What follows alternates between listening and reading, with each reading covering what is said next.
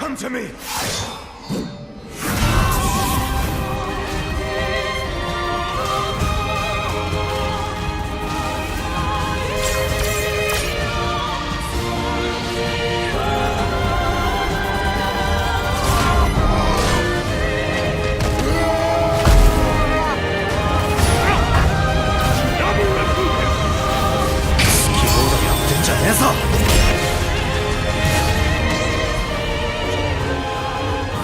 Greetings and salutations, everyone, and welcome back to Versus Gaming, a gaming show where we discuss the latest news in the world of gaming, plus give you some insight into what it all could mean. Like always, I'm your host, Zephir, and this time around, the game we're reviewing is Capcom's Devil May Cry 5. DMC is back!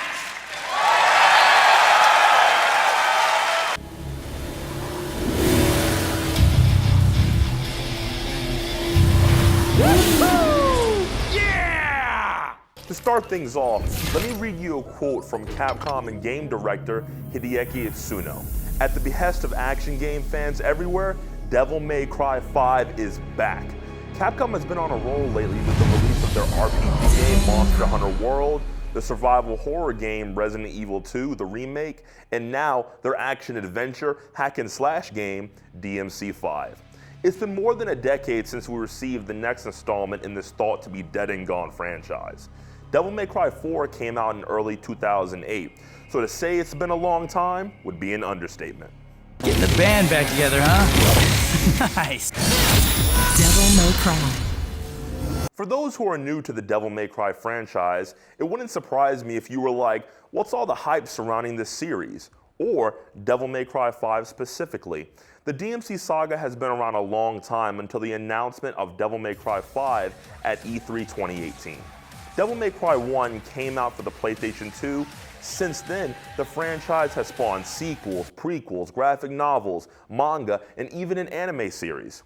Thankfully, you don't need to work too hard to catch up. Capcom added a section into Devil May Cry 5 called The History of DMC to bring you up to speed. It's a quick version of the series as a whole, but I do recommend reading the books, playing the prior games, or watching the cutscenes if you really want to fully immerse yourself in the lore and become a real hardcore fan like I am.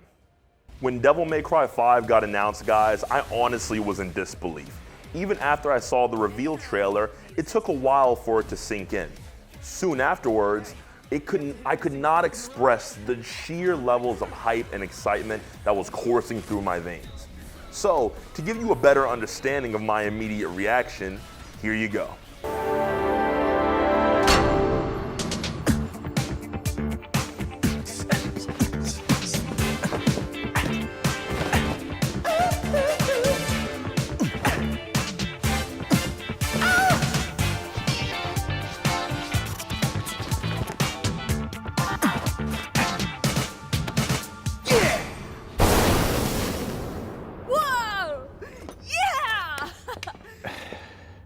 I'll take that.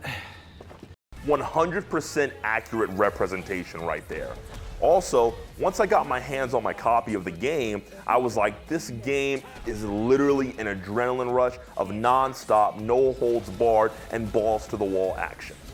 Not to say that DMC 5 doesn't have an incredible story and very likable characters. It does.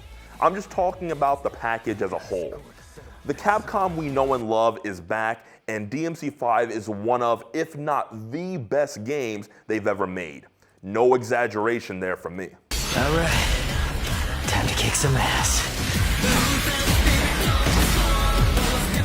Take your time.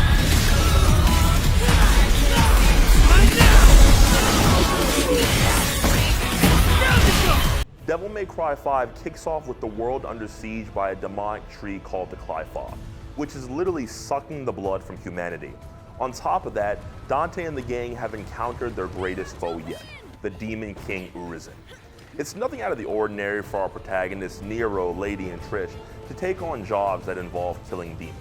However, Urizen and his demon horde are no slouches, as opposed to other adversaries our devil hunters have fought in the past. Before the Qliphoth epidemic, Dante is approached by a mysterious individual called V that enlists Dante's help by offering a hefty bounty to defeat this threat. Moving forward, we step into the shoes of the devil hunter Nero, with his artisan of arms companion, Nico, by his side to embark on missions to save the world. What? No chit-chat or monologue? Just getting right to the point, huh? Over the course of the game, you'll be able to play as Nero, V, and the legendary demon slayer Dante. Each character has their own different playstyle that makes them unique from each other, but all the more enjoyable to play.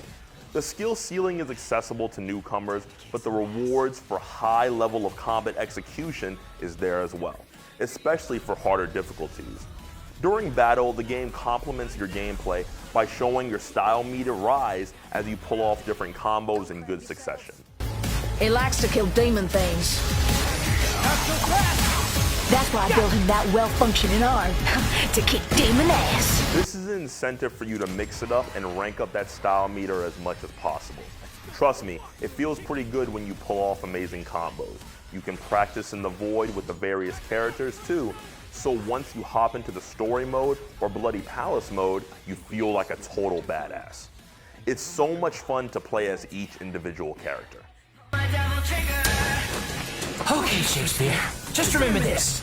You and I like to exist, so get rid of those demons quick, cause killing them ain't my shit. Nero utilizes these weapons called Devil Breakers in combat, where they can either grapple, punch, explode, electrocute, or stop time. Just insert what you think one of the Devil Breaker weapons could do, and it probably does it. My personal favorite is Gerber. Close quarter combat is Nero's specialty.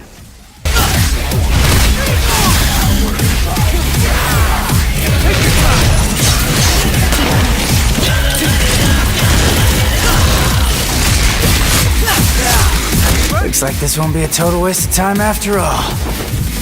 V is a character that doesn't like to get up close and personal, and rather lets his demonic summons fight for him. He's a bit of a button masher character, but on the flip side, you have to be prepared to dodge your enemies while he's being attacked, since he has no brawling abilities whatsoever. The whole point is to weaken your opponents with Griffin, Shadow, and Nightmare, and then swoop in and finish them off with V's cane. With the incorporation of V, it added a layer of depth to the combat variations that we just haven't seen before. I curse my stars in bit of grief and woe. That made my love so high and me so low. Slice it.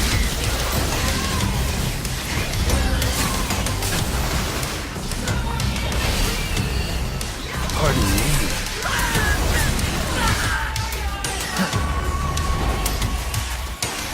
I have no name.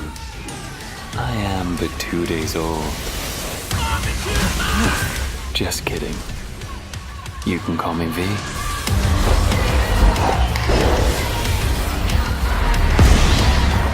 Did you find it? Oh, well, I don't know what I found, but I think I saw some demons dancing. Well, then I guess we keep going. The Devil's Sword Sparta is nearby.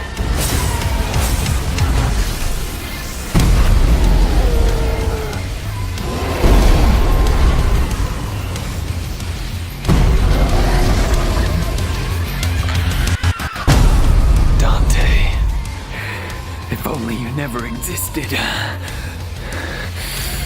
Then don't do it to me. No, no, no! Last but not least, we have the man, the legendary demon hunter Dante. He's without a doubt the most versatile character in the game, coming equipped with 4 different styles of combat.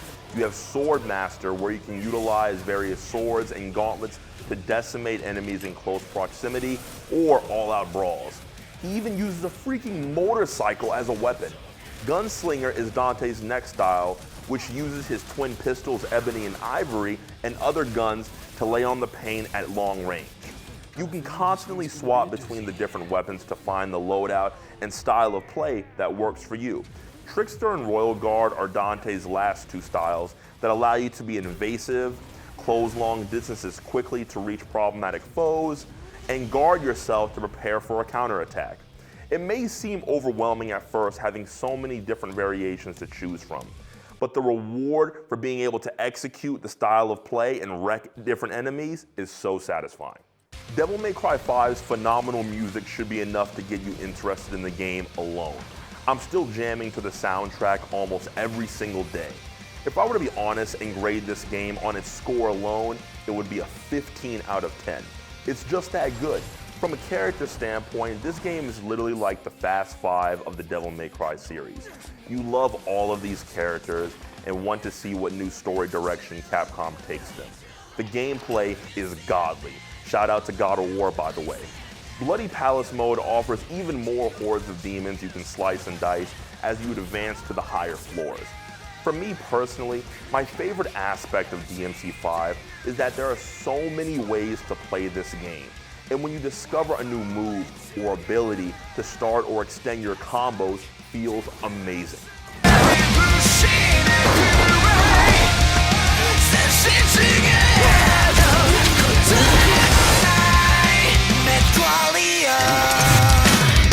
The game does include microtransactions, which is unfortunate. Thankfully, they do not hinder your game progression at all. They're just meant to enhance your experience, except when it comes to those darn X-provocation taunts that cost a lot of red orbs. Farming all these orbs would take a long time, no doubt about that. If you spend money on the taunts instead, it'll cost you everything in your bank account, and an arm and a leg, plus your firstborn child. Just kidding, they're pretty cheap. You may run into some invisible walls from time to time. Sucks that you can't swap between Nero's Devil Breakers, but all the issues I did have with the game are minor. Overall, Devil May Cry 5 is a solid new addition to Capcom's roster of DMC games.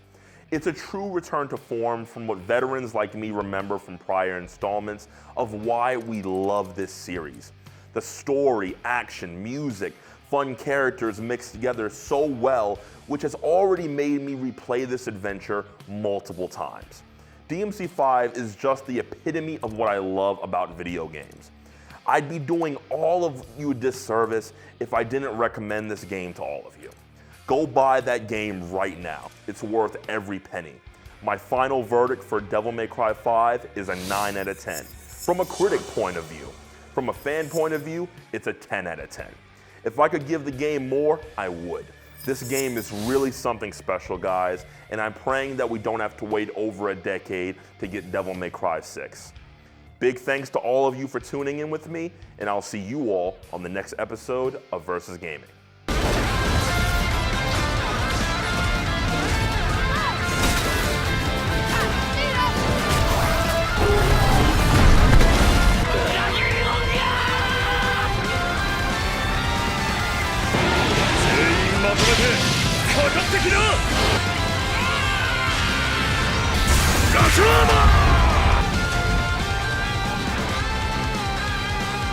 We own the cops. Ain't that something, Fritz?